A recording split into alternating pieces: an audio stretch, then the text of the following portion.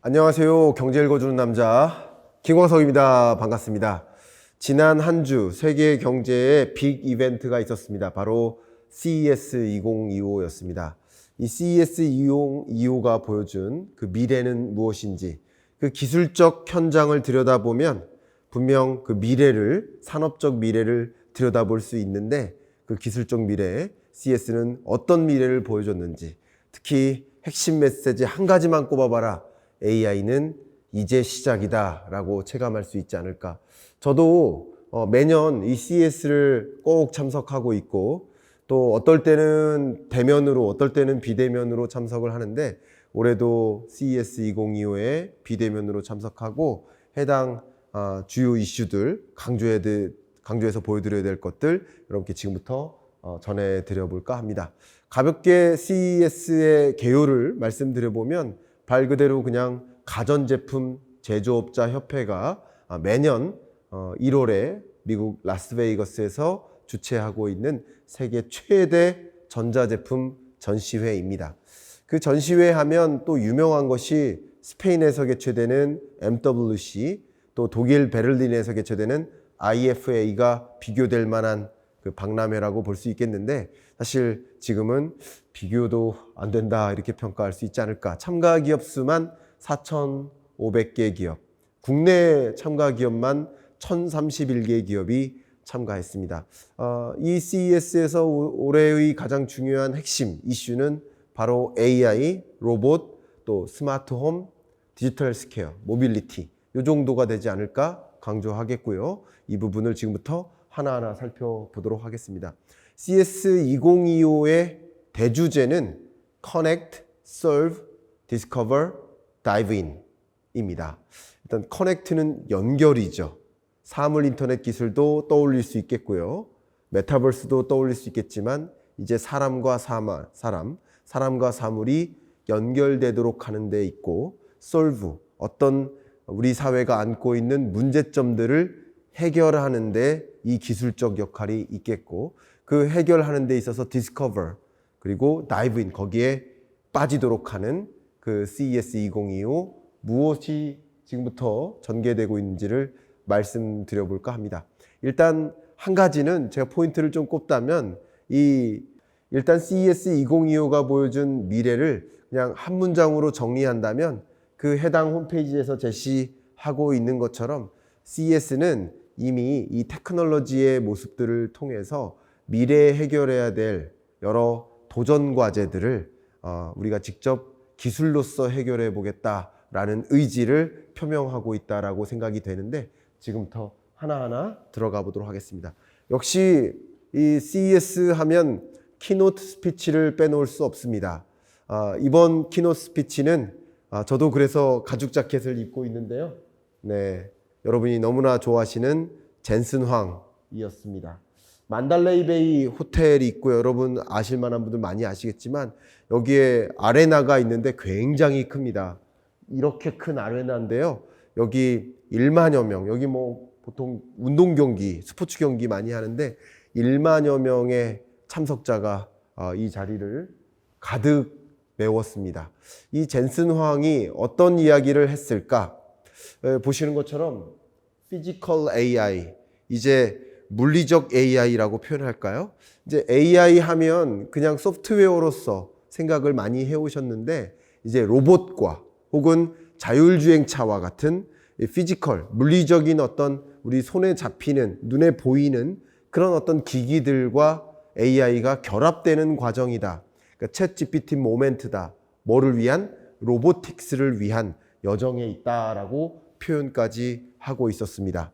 특히 이 AI 이야기를 하지 않을 수가 없는데, AI 하면 또 삼성, CES 2025에 삼성 프레스 컨퍼런스가 있었는데, 이 컨퍼런스에서도 AI for All이라는 이 대주제, 이게 가장 중요한 삼성 컨퍼런스의 대주제라고 볼 수 있겠습니다. 자, 어떻게 AI for All을 만드느냐? 우리가 가정에서 생활을 하고 있으면 다양한 가전들이 있죠.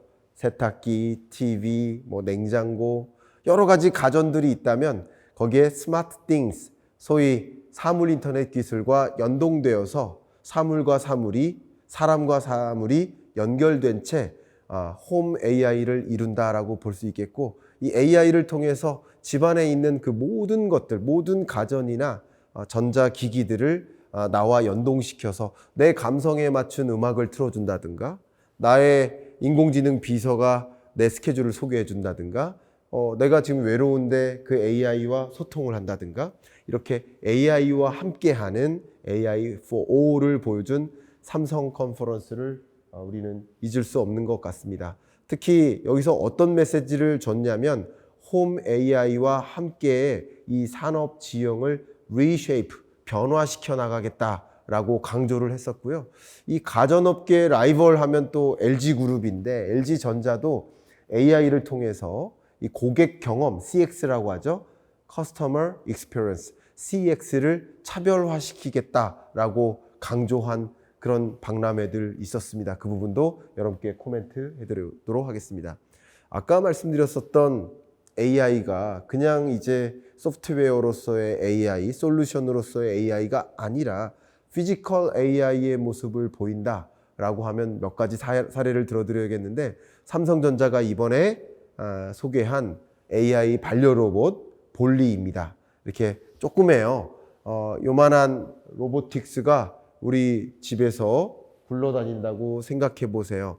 그러면 집안에 여러 IoT들을 조절한다거나 반려동물을 모니터링해서 반려동물에 어떤 문제가 있을 시 사용자에게 알려주기도 하고, 또 이게 사회적 문제라고 한다면 고령화가 전개되고 보호자와 함께하지 못하는 고령자가, 특히 치매 환자가 있을 경우 그 치매 환자, 보호 대상자들을 모니터링하고 그런 여러 가지 문제들을 보호자나 의료기관에게 일시적으로 알려주는, 또 우리 일상생활에서도 이 볼리가 저의 비서이자 집사이자 혹은 반려동물 역할을 대신해주는 반려 로봇의 모습을 제가 여러분께 보여드리고자 합니다. 바로 로보틱스의 모습, 이제 이런 로보틱스가 우리 일상과 함께 할 것이다, 우리 일상으로 침투해 들어올 것이다 라고 생각해 볼 수 있겠습니다.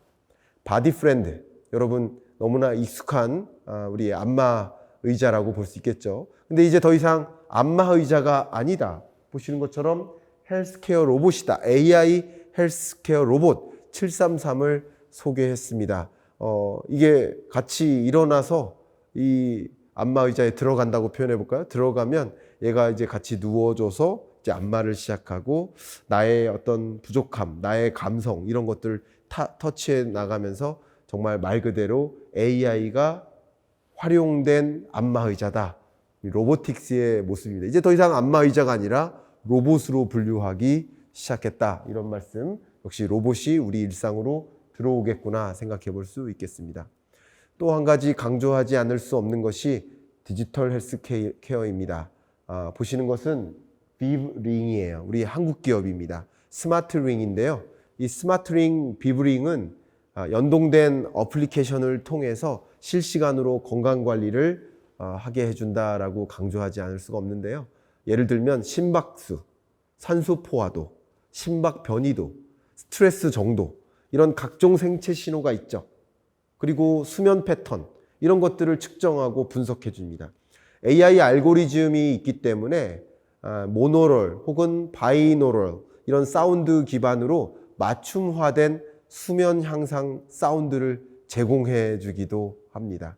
또 자연의 소리를 직접 녹음해서 수면 향상에 기여하기도 하고요. 예를 들면 파도 소리라든가 바다 깊은 곳의 소리라든가 산속 소리, 새소리, 이런 여러 모노럴 혹은 바이노럴 이런 사운드와 연결해서 이 소리를 가장 이 사용자에게 적합하게 제공해 주는 특허 기술도 보유하고 있죠. 혁신상을 받았습니다. 헬스케어에서 또 넘어가서 주목해 볼 것이 바로 모빌리티입니다. 앞에 말씀드렸던 것처럼 피지컬 AI 하면 로봇 말고도 바로 모빌리티 영역에서도 AI가 실제 활용되고 구현되는 것이다라고 강조하겠고요. 샤오퐁이 모듈식 플라잉카죠. LAC를 이렇게 공개했습니다. 2026년에는 양산할 것으로 계획하고 있고요. 말 그대로 플라잉카, 날아다니는 자동차 이렇게 생각해 보시면 좋겠고요. 이것을 한번 완충하면 최대 1000km까지 주행거리가 가능하다라고 하니까 얼마나 모빌리티 혁신이 이루어질지 우리는 상상해 볼 수 있겠습니다. 이 모빌리티에서는 또 하나 빼놓을 수 없는 것이 바로 드론 배달입니다.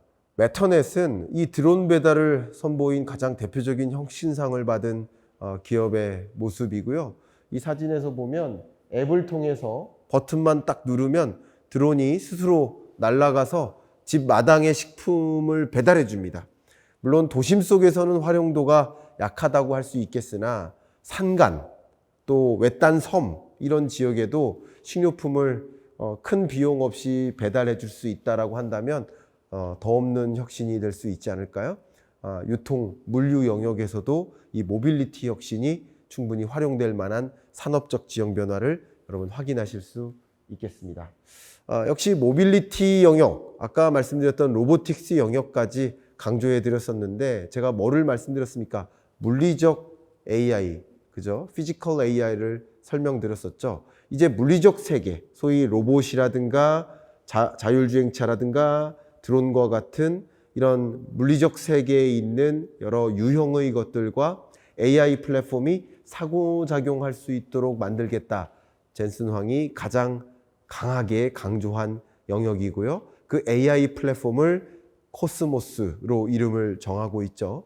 자율주행차나 산업용 로봇이나 또 공장 자동화를 이루는 데 있어서 실제 이 산업 현장에 AI가 활용될 수 있도록 하고, 특히 방금 말씀드린 AI 플랫폼 코스모스는요 2000만 시간 분량의 동영상을 학습해서요 물리적 환경과 실시간으로 상호작용할 수 있도록 하는 AI 모델이 되겠습니다. 이 플랫폼은요 중력이나 마찰, 관성 이런 다양한 물리 법칙을 이미 이해하고 3차원 공간에서 물체 간 관계를 파악할 수도 있습니다. 저는 이 젠슨 황의 키노트 스피치에서 전달했던 그 메시지 아직도 잊을 수 없는데요. 기술은 단순히 도전을 해결하는 것이 아니라 그 도전을 기회로 전환하는 것이다. 이 CES 2025의 어떤 주제, 그것은 그 사회적 문제를 해결해 나가는 solve, 도전이라고 표현했는데 젠슨 황은 오히려 그 도전을 넘어서 그게 나에게는 기회가 된다라는 메시지를 전달했다고 볼 수 있겠습니다. 여러분께 CES 2025를 통해서 향후 어떤 기술적 변화가 전개되고 이런 제가 주목한 이런 기술들이 산업적으로 활용되는 과정에서 또 자본시장의 돈의 이동을 또 가져올 것이고 이게 우리의 일상을 또 변화시켜 나갈 것인데 이렇게 본다면 CES 다녀오신 것 같습니까? 그런 느낌이 좀 드셨습니까? 아마 이 CES를 저와 함께 보셨다고 가정해 본다면 AI is everywhere 혹은 AI는 이제 시작이구나 라고 생각이 드셨습니까? 그렇게 되셨기를 바라고 CES 2025에서 보여줬던 2025년 하반기 끝자락의 산업적 미래, 기술적 미래를 오늘 경익남 시그니처 영상과 함께 마무리했기를 바라면서 이상 이번 주 경제 읽어주는 남자 마무리하겠습니다. 감사합니다.